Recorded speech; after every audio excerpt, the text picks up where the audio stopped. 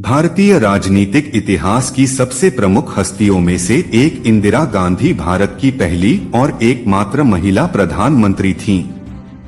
उनके उपनाम गांधी के कारण अक्सर यह गलत धारणा बनती है कि वह भारतीय राष्ट्रपिता महात्मा गांधी से संबंधित थीं।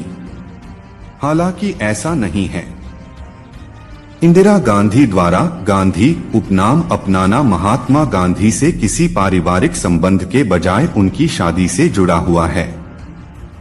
यह निबंध इंदिरा गांधी के उपनाम के इर्द गिर्द ऐतिहासिक और व्यक्तिगत संदर्भों पर प्रकाश डालता है, जो उनकी पृष्ठभूमि, परिवार और उस विवाह का गहन अन्वेषण प्रदान करता है जिसके कारण उन्होंने गांधी उपनाम अपनाया। इंदिरा गांधी का प्रारंभिक जीवन, जन्म और पारिवारिक पृष्ठभूमि। इंदिरा प्रियदर्शिनी नेहरू का जन्म 19 नवंबर 1917 को राजनीतिक रूप से प्रभावशाली नेहरू परिवार में हुआ था। उनके पिता जवाहरलाल नेहरू भारतीय स्वतंत्रता आंदोलन में एक प्रमुख नेता थे और बाद में स्वतंत्र भारत के पहले प्रधानमंत्री बने। उनकी मां कमला नेहरू भी स्वतंत्रता संग्राम में शामिल थीं। इंदिरा जवाहरलाल और कमला नेहरू की इकलौती संतान थीं और वह ऐसे माहौल में पली भी जो राजनीतिक रूप से काफी सक्रिय था और भारतीय स्वतंत्रता के लिए गहराई से प्रतिबद्ध था। शिक्षा और प्रारंभिक प्रभाव।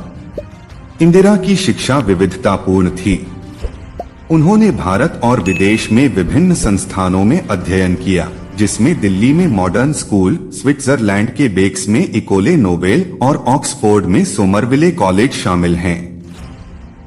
अपने प्रारंभिक वर्षों के दौरान विभिन्न संस्कृतियों और राजनीतिक विचारधाराओं के संपर्क ने उनके विश्व दृष्टिकोण और राजनीतिक आकांक्षाओं को आकार दिया।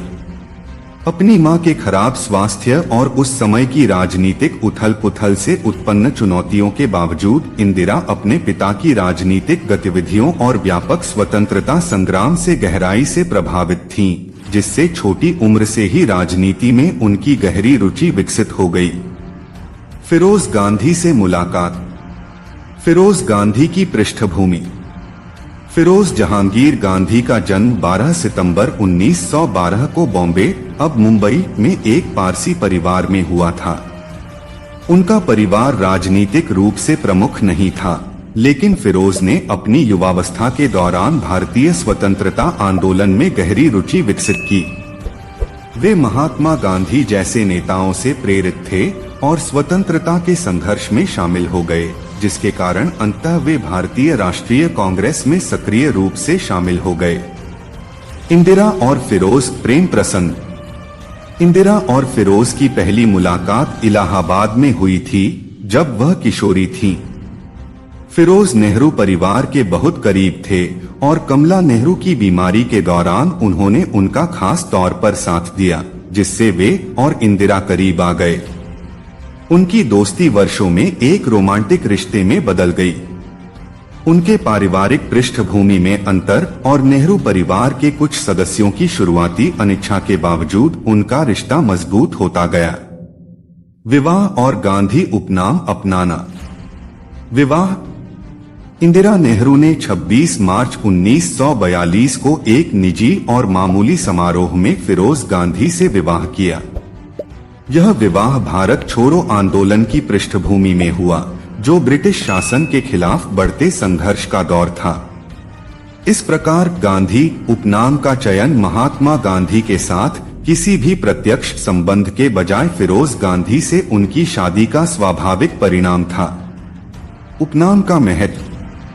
गांधी उपनाम का भारत में महात्मा गांधी के साथ संबंध के कारण गहरा महत्व है, जबकि इंदिरा द्वारा विवाह के माध्यम से उपनाम अपनाना संयोग था, लेकिन भारत के राजनीतिक परिदृश्य में इसका प्रतीकात्मक प्रभाव था।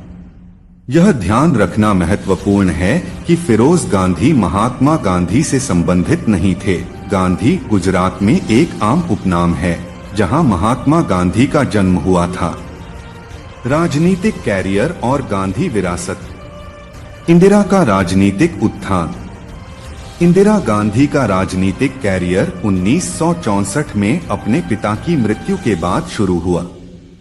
उन्हें राज्यसभा, भारत की संसद का ऊपरी सदन का सदस्य नियुक्त किया गया और बाद में वे सूचना और प्रसारण मंत्री बनी।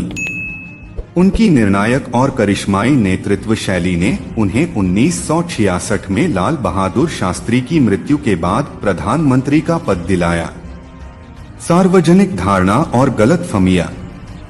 इंदिरा के उपनाम ने निस्संदेह उनके राजनीतिक करियर में मदद की, क्योंकि कई लोगों ने महात्मा गांधी से उनके पारिवारिक संबंध को माना।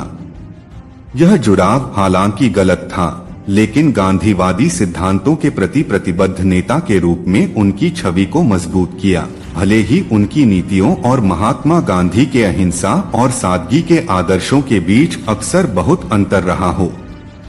गांधी परिवार का राजवंश। गांधी उपनाम भारतीय राजनीति में महत्वपूर्ण भूमिका निभाता रहा। इंदिरा के बेटे राजीव और संजय गांधी भी प्रमुख राजनीतिक हस्तियां बन गए। राजीव गांधी विशेष रूप से 1984 में उनकी हत्या के बाद प्रधानमंत्री के रूप में अपनी मां के उत्तराधिकारी बने। भारतीय राजनीति में गांधी नाम की निरंतरता ने परिवार के प्रभाव और विरासत को बनाए रखने में मदद की। निष्कर्ष, इंदिरा गांधी द्वारा गांधी उपनाम अपनाना महात्मा से किसी सीधे पारिवारिक संबंध के बजाय फिरोज गांधी से उनकी शादी का परिणाम था। गांधी, उनका प्रारंभिक जीवन, शिक्षा और जिस राजनीतिक माहौल में वे पली थी, उसने उनके करियर को आकार देने में महत्वपूर्ण भूमिका निभाई। उपनाम गांधी प्रतीकात्मक वजन रखता था, जो हालांकि महात्मा से सीधे संबंधित नहीं था, लेकिन एक राजनीतिक लाभ प्रदान करता था जिसका उन्होंने अपने पूरे करियर में लाभ उठाया।